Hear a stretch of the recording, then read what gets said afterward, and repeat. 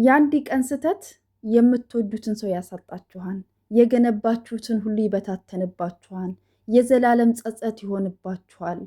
በንዴት በችኳሎ የምትወስኑት ውሳኔ ዋጋ ያስከፍላችኋል።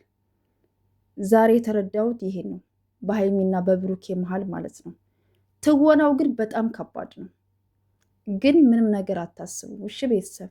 ሀይሚዬና ብሩኬ መቼም አይለያዩም።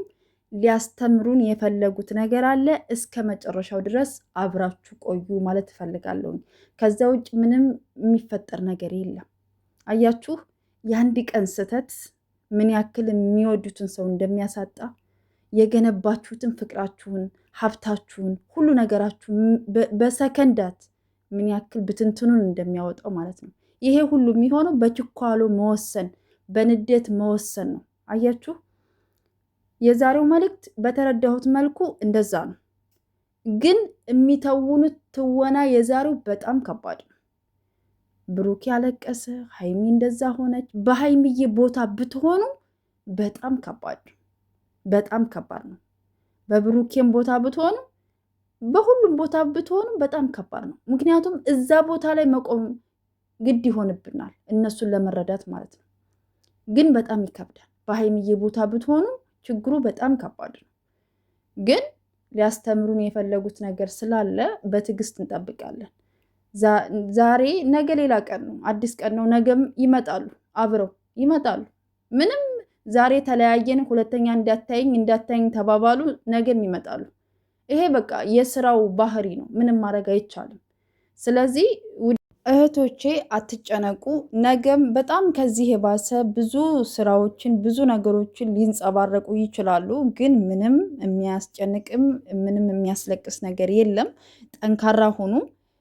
ሊያስተላልፉት ወይም ሊያስተምሩት የፈለጉት ነገር አለ። ሁሉንም በዝምታ ደፋፍነው ብሩኬም የኔ ናት ብሎ በቃ በደፈናው ተቀብሏል ምናምን እና ሀብቴም ሁለተኛ ምርመራ ምናምን ሲሉት የነበረውን ሁሉ ደፋፍነው ምናምን ቀጥለውታል። ስለዚህ ሁሉንም ነገር በትዕግስት መጠበቅ ብቻ ነው። ሊደረግ የፈለገው ነገር ምን እንደሆነ እስከ መጨረሻ ድረስ እናየዋለን። እንደዚህ አይቀጥልም፣ ይቆማል። የሆነ ሰዓት ይቆማል። ምንም ችግር የለውም ማለት ነው። ስለዚህ እነሱ ሊያስተላልፉት የፈለጉት ነገር አለ። ግን ይኸውላችሁ እውነት ቢሆን ማለት ነው፣ ይሄ ነገር ሪል ቢሆን ማለት ነው፣ በዚህ ልክ ሚዲያ ላይ አይመጡም። ይሄን ማወቅ አለባችሁ። ሪል ቢሆን እውነት ቢሆን ይሄ ግድ የብሩኬ ልጅ ብትሆን እውነት ማለት ነው እንደዚህ በዚህ ልክ ሚዲያ ላይ ወጥቶ እንትን ማለት አይችሉም። ገባችሁ? ሁሉም ነገር ባጭር የሚቋጭ ነገር ነው። ግን ስራ ስለሆነ ድራማ ስለሆነ እየሰሩ ያሉት ግዴታ በቃ እንትን እያሉ መሄድ ነው ያለባቸው። ገባችሁ አይደለ? ለዛ ነው እኛ ድራማ ነው ስራ ነው ምናምን የምንለው ለዛ ነው። ግን ስራው በጣም ከባድ ነው። አሁን ላይ እየተወኑ ያሉትም በጣም ከባድ ነው። የዛሬው ትወና በራሱ በጣም ከባድ ነው። እንዲ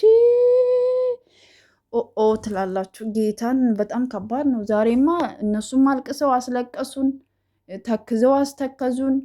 እኔ እኮ እነዚህ ሁለት ልጆች ምን እናርጋቸው እንግዲህ? ስራውንም አቁሙ ብንል እነሱ ስራ ከጀመሩ አያቆሙም። በቃ መደባደብ ካለባቸው ይደባደባሉ፣ እንትን ማለት ካለባቸው ያደርጋሉ። በቃ አይሰሙንም ነው የምላችሁ። ስለዚህ እህቶቼ ራሳችሁን ጠብቁ። እናንተ ሰው ሀገር ላይ ናቸው ያላችሁት።